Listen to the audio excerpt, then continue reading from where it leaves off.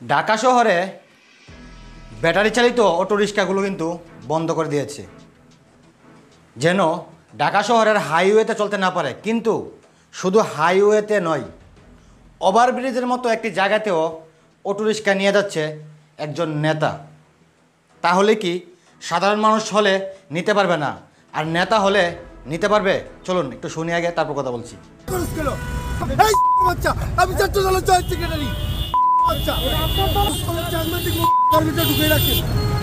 ভালো করে শুনেন।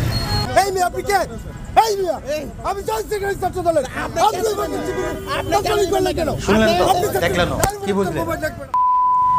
যেখানে ঢাকা শহরের রাস্তাগুলোতে হাইওয়েতে আপনার ব্যাটারি চালিত রিক্সা চালানো নিষিদ্ধ, অথচ সেইখানে হাইওয়ে ওভারব্রিজের উপর দিয়ে একটা রিক্সা নিয়ে চলে যাচ্ছে।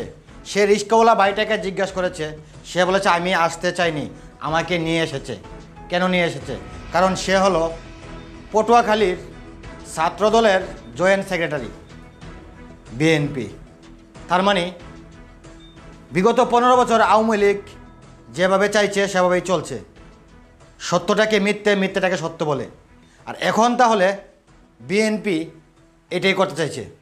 তার মানে যারা রাজনীতি করে তাদের জন্য সবটাই সম্ভব, আমাদের মতো আপনাদের মতো সাধারণ মানুষের জন্য সম্ভব না।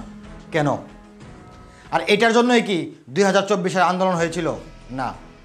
আর ঠিক ওই সময় যখন একজন সাধারণ মানুষ আপনার মতো কিংবা আমার মতো বাধা দিয়েছিল যে এটা অপরাধ, এটা কেন এখানে নিয়ে উঠেছে, এবং একজন সাংবাদিক সহ যখন এখানে ভিডিও করতে গেছে, দেখেন কিভাবে তার ক্যামেরাতে হাত দিয়েছে। কারণ তার প্রভাব ভালো আছে, তার দাপট ভালো আছে, কারণ সে বিএনপি। দর্শক, আমি আসলে সত্যটাকে সত্য, মিথ্যেটাকে মিথ্যে বলতে ভালোবাসি। আর আমি প্রতিনিয়ত চেষ্টা করি অপরাধ তুলে ধরার জন্য আপনাদের কাছে।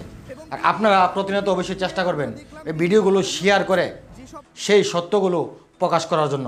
তাহলে হয়তো আমাদের বাংলাদেশ থেকে অপরাধ কমে যাবে, অপরাধীরা শাস্তি পাবে। আমি বলবো, এই সেই লোক যে লোকে বলেছে তার বাড়ি পটুয়াখালী, সে একজন ছাত্রদলের জয়েন্ট সেক্রেটারি। আমি তার ছবিটা এখানে পাবলিশ করে দিচ্ছি আপনাদের কাছে। আপনারা ভিডিওটা বেশি করে শেয়ার করবেন যেন সে সেই অপরাধের শাস্তি পায়। তাহলে হয়তো তাকে দেখে আরও 10 জন অপরাধী ভালো হয়ে যাবে। তাহলে আমার দেশ ভালো হবে, ভালো থাকবেন আপনি, ভালো থাকবো আমি। আর আমরা ওই জন্য প্রতিনিয়ত চেষ্টা করি সত্যগুলো তুলে ধরার জন্য। তো ভালো থাকুন, সুস্থ থাকুন, ভিডিওটাকে শেয়ার করে দেবেন। ধন্যবাদ।